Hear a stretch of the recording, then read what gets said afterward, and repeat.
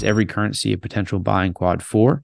In particular, John here earlier this morning said, so I'm just going to read it out because I think I did summarize it okay, but would every currency be a potential buy in the quad four, or does this have more to do with the US dollar as a flight to safety?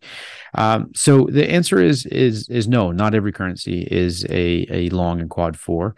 And although flight to safety is a pretty common kind of narrative terminology, I think we certainly review the data, and in particular the back tests, as well as the signal.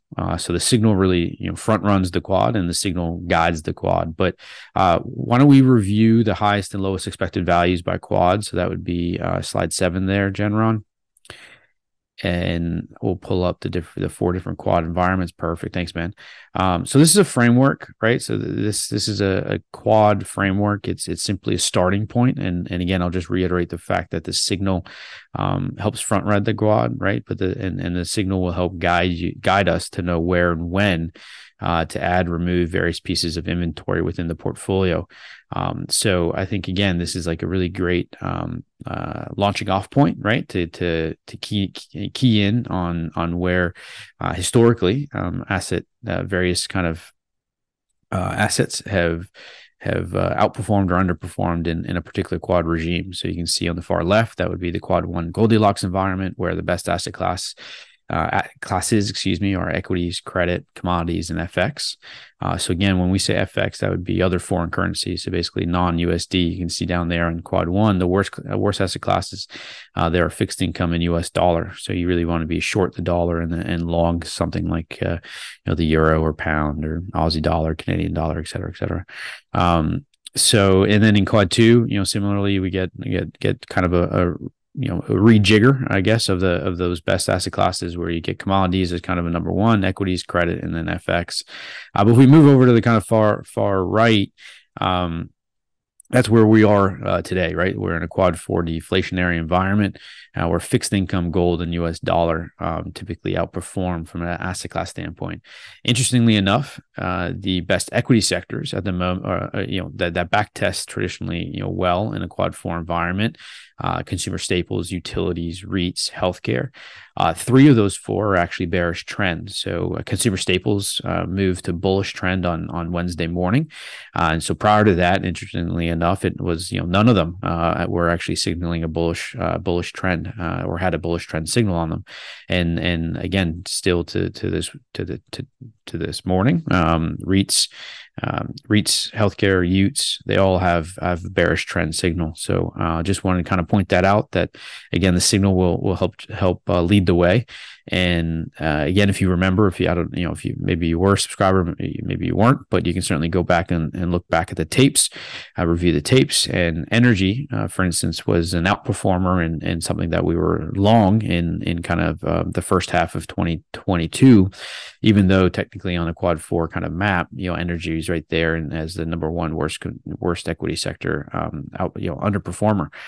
So again, we've pivoted on that here in 2023, and certainly have added energy factor exposure. In fact, we added FXC, which Canada is a big commodities, in particular energy exposure. XOP was added recently as well. So again, this is just really a guidepost and a great launching off pad to narrow things down. But at the end of the day, you're really going to want to lean on the signal to help really guide what pieces of inventory actually go into your portfolio.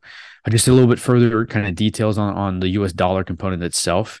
The US dollar does shine in a quad 4. So in general, if you don't mind pulling up slide 8 there, that's the back test. Again, this is from one of our macro themes. We had our Q2 macro themes on Wednesday this past week. So the replay is available. That's available for Macro Pro subscribers as well as institutional clients. So if you're not a Macro Pro sub and you'd like to get access to that, by all means, shoot support a note or go to your products page and just upgrade to Macro Pro. And you'll get that replay. It's very, very timely and actionable. But here we go with the US dollar. You can see here, the kind of similar to what I was mentioning on the prior chart in terms of the 4 quads together and all the asset classes listed. This is really the outperformance here in terms of quad 4 of 1.5%. with a 79% positive ratio.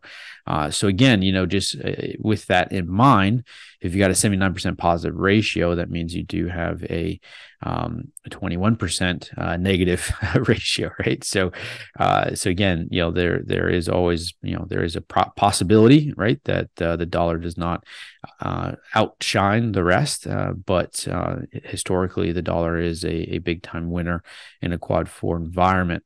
And again, the other component there in terms of a top three asset classes in quad 4, as I mentioned, was fixed income, gold, and US dollar. General, if you go to slide 9 there, this is actually pulled from the macro themes deck this week.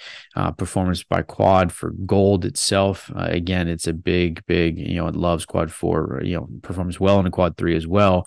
But quad 4 is absolutely where it shines. So just wanted to kind of share that. The gold component piece was certainly a big component in the Q2 themes deck itself. And I think if you've been paying attention to the macro show or different moves from Keith, both within his long only account as well as within ETF Pro, you certainly can see that takeaway that gold's been and gold factor exposure has been a big piece, and one that we are very happy with at the moment. I just wanted to give a little shout out to our amazing teammate Bob Rich here. Slide 10 there. Weather the quad 4 storm, preserve, protect. I know this was in pertaining to gold itself, but you could have written USD on there as well. But really, the whole point of this is it's a stormy place for stocks out there in a quad 4 environment, and you got to let the vast signal and coach help guide us to the proper hunting ground. And certainly gold and dollar are two places in the longer end of the curve, aka TLT, EDV, etc. Those are three places that we certainly are quite keen to have in the portfolio for the rest of 2023. It's such a great cartoon. He's an amazing cartoonist.